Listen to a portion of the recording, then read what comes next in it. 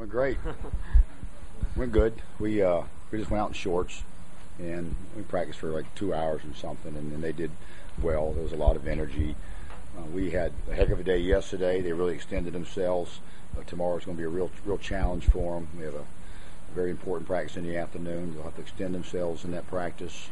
We're going to really work hard on finishing. I wanted to make sure that everyone had enough fuel in their tank to make it through tomorrow's practice and to be able to finish and to be able to be successful, in the finishing drills. To take them out there in position to not be successful, I didn't think it was in our best interest. So we cut back today.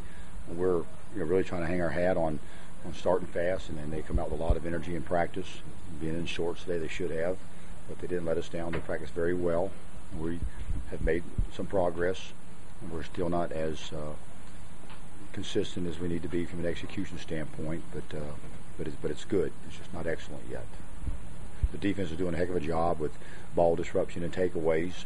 We had a streak last week going for a little while offensively, consecutive practices without any turnovers, and then the defense got some takeaways, and then we had another streak going for a couple of practices there, and the defense has manufactured some more takeaways. So we look like we have a defense that's going to be good at ball disruption and potentially takeaways. We're still a little. We still make a few more mistakes than I'd like to offensively, but we're still not settled in at the quarterback position. Mark didn't get any reps today. We were hoping he could go, and it was stiff, and he couldn't go. So we held him out, and then Henry was ill, like a virus or something. We kind of held him out, So we had Turbush in there, and he got a lot of reps. And then had Sean Robinson there, and he got a lot of reps, and that's probably a good idea right now, because in the past we've needed more than one quarterback in order to get it done, and we still might be in that same situation this year. We're going to need more than one quarterback to be able to get it done, and we have more guys to work with, so that's good. But, how much of the defense doing well, or the offense not doing so well, is because the defense is maybe throwing some more looks at them and really kind of challenging them in that sense? Well, I think at the beginning of the camp that we had a lot in defensively. When you have a lot of starters back, you can put a lot in because they retain a lot from last season. A lot of little wrinkles that may be a lot for the offense to look at, but not much for 9 starters back on defense. And I think that really slowed down the quarterbacks, their reads, and they're getting the ball out of their hands and being sure. We probably had too many defensive looks in really for that early in camp in regards to trying to develop a quarterback. So we kind of backed off with the multitude of looks when we're going against our top quarterbacks, and gave them some more generic looks, and they've done a good job pitching and catching. I think the last couple of days it's been a result of the defense playing well, and and the offense has made lots of good plays. Don't misunderstand me, but they're doing a good job with ball disruption and a good job with takeaways and doing a lot of things well right now. And so is the offense. Both sides of the ball is not as efficient as we would like to be, but both sides of the ball are way ahead of we were this time last year. It's not even close. We're wanting to be excellent in all phases of our game right now. We're not, and we probably shouldn't be with 2.5 weeks before the opening game, but we're miles ahead of we were this time last year. You said that you may back off in the number of scrimmages you have in the fall, but you don't want to tackle your top ball carriers. Right. But can you have a live scrimmage and still not tackle your ball carriers and get other things done in other areas? Well, that's a good question.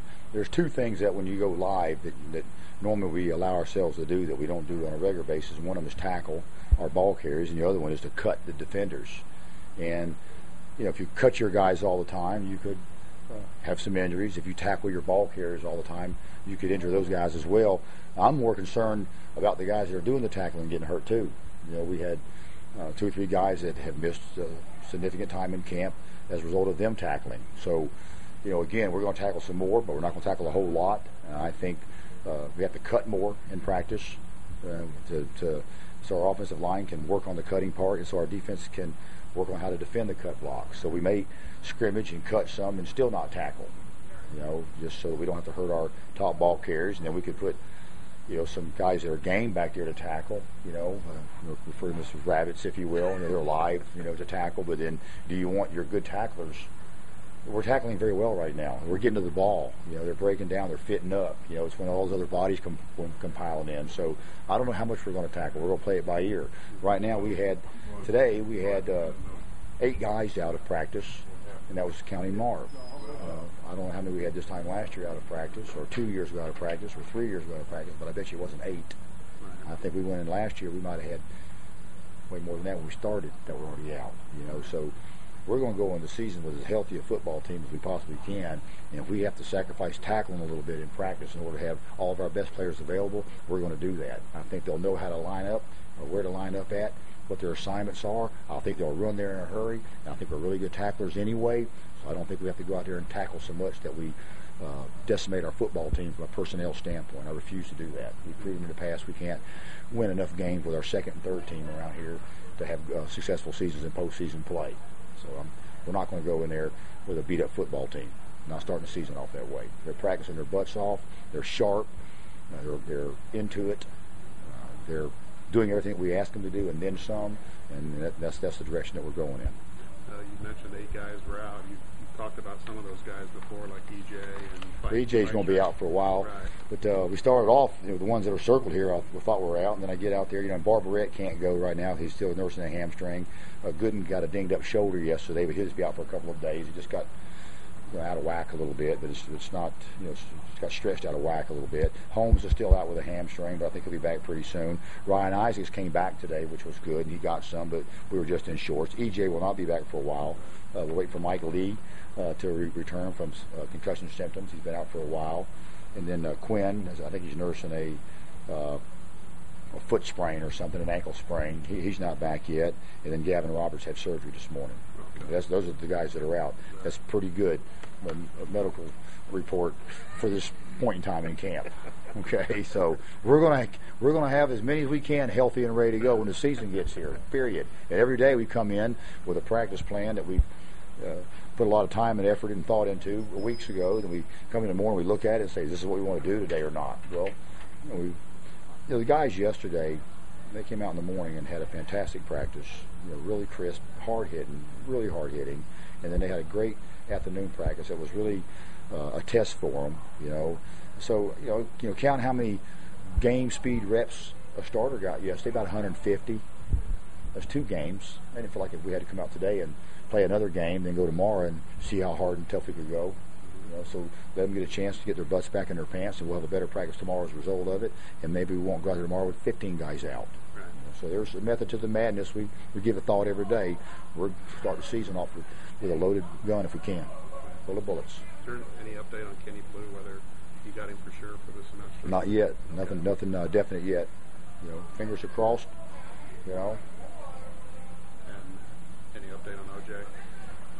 I expected him back this afternoon, and I don't think he was out there, so we'll find out what's going on. But everyone that I've talked to and connected with, everything should be fine. He just should have been back by now. But, concerned that he's not back by now? Well, I wasn't concerned until practice was over and he wasn't there.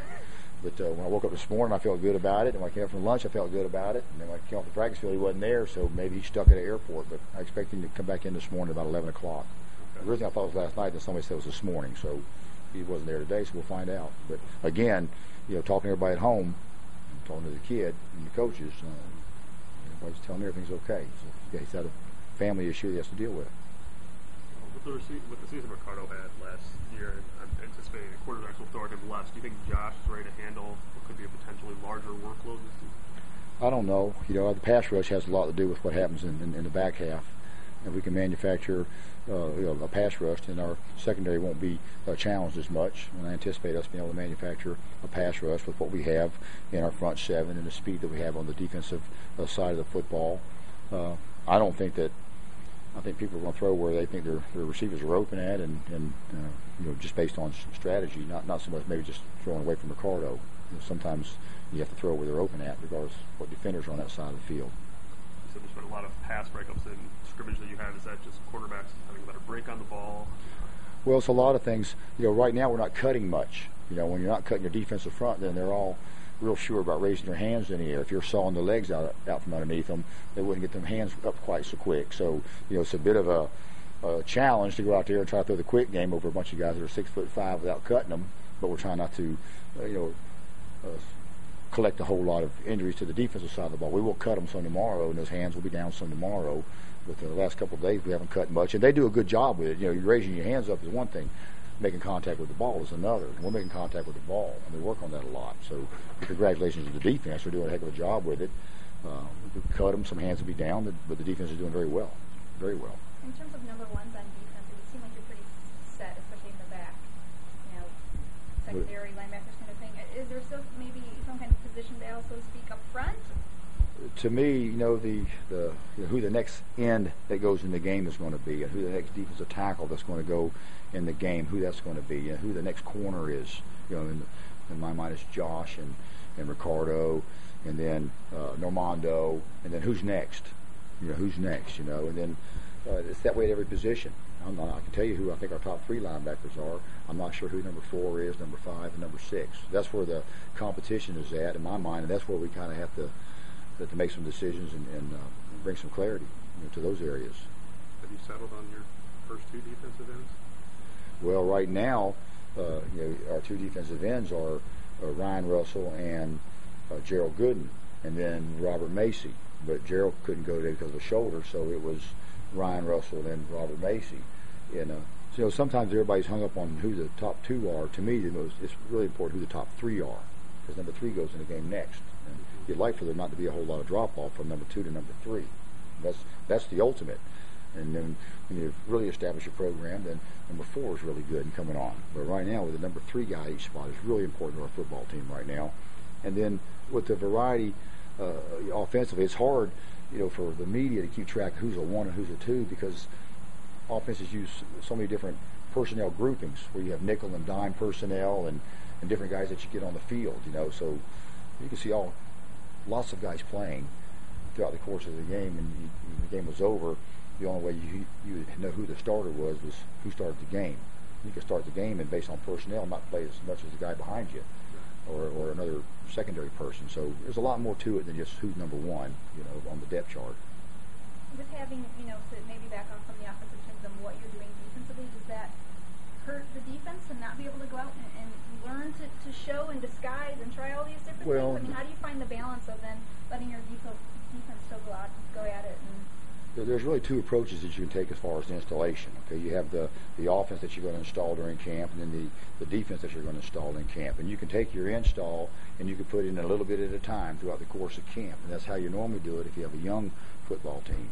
If you have an experienced football team, like 9 starters back on the defense, you usually refer to as a splatter technique. You take it all and throw it up against the wall and you see what sticks. And they chose to use the splatter technique, okay, so, which is okay. They introduced a whole lot early, and then once they got introduced, they start trimming back. These are the things that we do the most, but at least we have some things introduced in case, as we start doing film breakdown, and we decide to go to a certain defensive package. You've heard it and seen it before. You've been refreshed. Your memory's been refreshed recently. So we installed a lot. We're not calling all that right now. We installed it all early and got it all in, and we're honing down on a couple of fronts and some coverages that we think are really going to be good for us and our first couple of opponents, and then we'll work from there. But it's not, you know, quite like you say. The defense is not handcuffed. They don't want to call it all. They just wanted to install it all early. That was their preference. You know, looking back at it, I might have asked them, hey, don't install quite so much the first couple of days to give the quarterbacks a chance. But you know, I thought we'd be okay with that. So there's nothing that's put us behind. The quarterback has seen way more than maybe he'd want to, but he has seen it. You know, so in the long run, it all evens out. Okay, makes sense. Yep. Good question, though. Makes sense.